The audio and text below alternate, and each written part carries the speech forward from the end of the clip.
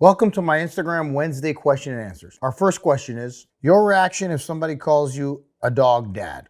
Shit makes me cringe. It doesn't make me cringe. I am a dog dad. I mean, I have a lot of dogs and I am their dad. So I don't really have a problem with it. Most people that call me dog dad are females and they'll make it as a joke. If you're into females, then that's probably a compliment because females generally won't talk to you. So if people are calling you dog daddy and you're a dude and they're a dude, then that's all on you, buddy. So if men are calling you dog dad and you're a dog daddy, that's probably, in my opinion, for my lifestyle, not what I'd want to hear from dudes. But if females are calling you dog daddy, then you should take that as a compliment because that means that they see you as a daddy.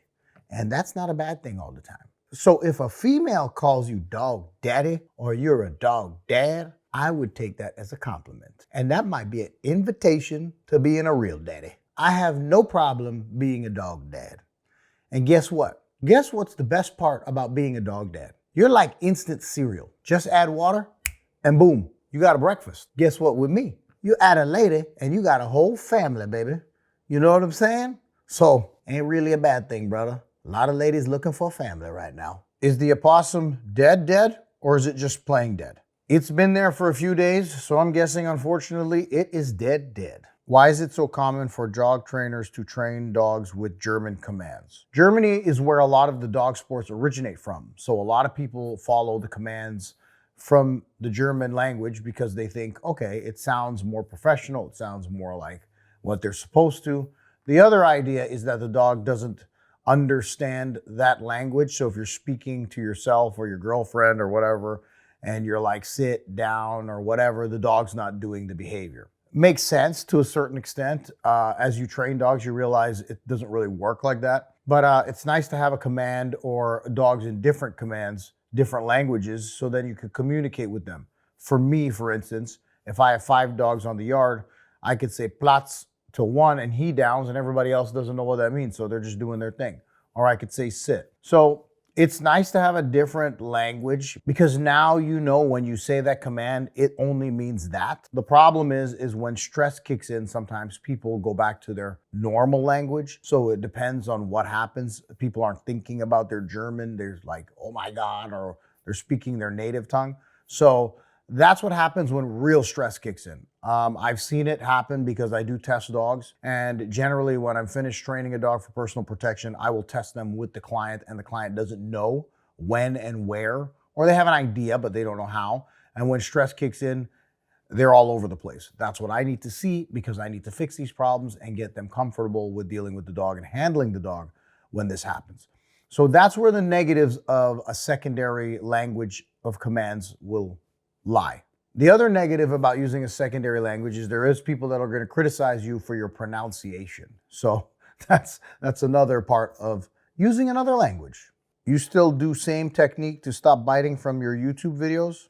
Yes, I use the same technique that I used in the videos to stop biting. But there's a few different options depending on where you are with the dog biting you, how old the dog is, because that's what you would use for puppies.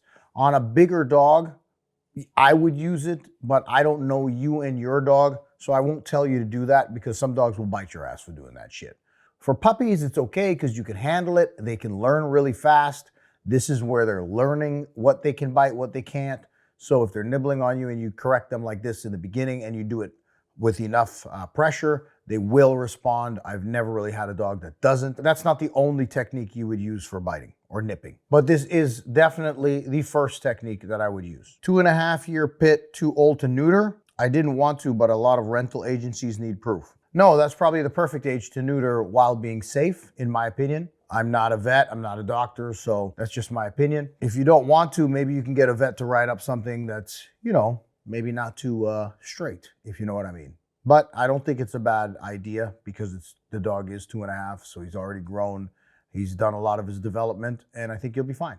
Is it wrong to keep your dog away from people if you don't want them to be social? I've done this with whole litters for a test of myself for my own research and development, and it's always been negative by not socializing. What happens is the dog does become a little more weird around people, but there's also sometimes a fear that is associated with that. So I would say it's always best to socialize the dog as best as you can. The breed and the genetics that the dog has, plus training, will turn the dog into whatever it's supposed to be regardless. So if you have like a Dutch Shepherd that wants to bite everybody or whatever the case is, getting him around people is not going to change that. It's going to strengthen, to be honest, his ability to bite people because now he's more comfortable around people. So I see this all the time. People don't socialize the dog because they think that they want the dog to just, only like them. But what happens is when you send that dog on a decoy, they don't have enough human interaction. So you think they're a gangster because they're barking and they're acting crazy and they look like they're going to bite. But then when pressure is applied, they're not used to it. So for me, doing this before and seeing that, I realized that the best thing to do is to socialize them with as many people as possible. And then when you're ready to start building a protection dog, if that's what your goal is or whatever the case is, then you start drifting toward that. It will not affect the dogs in a negative way for protection. It's probably a positive thing. Back at it again, big fella. Kind of personal question. How can I attract high-profile clients? I would say be the best at what you do, man. Like, you got to be the best at what you do. High-profile clients will refer other people. Social media is a huge thing, too. So if people see you on social media and they look at your profile, unfortunately, there is people that are on social media that have huge profiles, and people think that they know what they're doing. But in my opinion, some of these people, I wouldn't say they're top tier dog trainers, and people go to them, right? Like celebrities go to them because their Instagram profile looks good. So we need to work on our social media profile. But if you're amazing at what you do and you carry yourself in a professional manner, I would say people will deal with you. With every client, I try to give more than I receive, meaning that I'll do up and above and over. I don't penny pinch people. I don't complain about, certain things or whatever. I would say I've had upscale clientele reach out to me. A lot of those people want protection dogs, and I don't show the training on those dogs. I don't really show me working those dogs. I don't show a lot of the details because of the profiles of these people. But word does get around, and that word carries weight. When a dog acts up around other male dogs, how do you correct it so it doesn't happen? The most important thing before you start correcting the crap out of dogs is to build a relationship and to have clear communication so that when you do correct them, they understand what's going on. Depending on the dog is the intensity of the correction. Depending on the action is also the intensity of the correction. You are a client of mine, so we will go through this one-on-one. This is not a one-size-fit-all thing. It depends on the dog, but I will show you how to deal with this when we see the reaction and we evaluate what needs to be. Thank you guys for tuning into the question and answers. I hope you found it entertaining and possibly funny. Today was kind of quiet questions, nothing crazy in these questions, but I hope you guys enjoyed it, and I hope you continue to see success in your life, if that's what you're after, or see happiness, if that's what you're after. And remember, just because other people are assholes, that doesn't mean you should be a piece of shit. Have a nice day.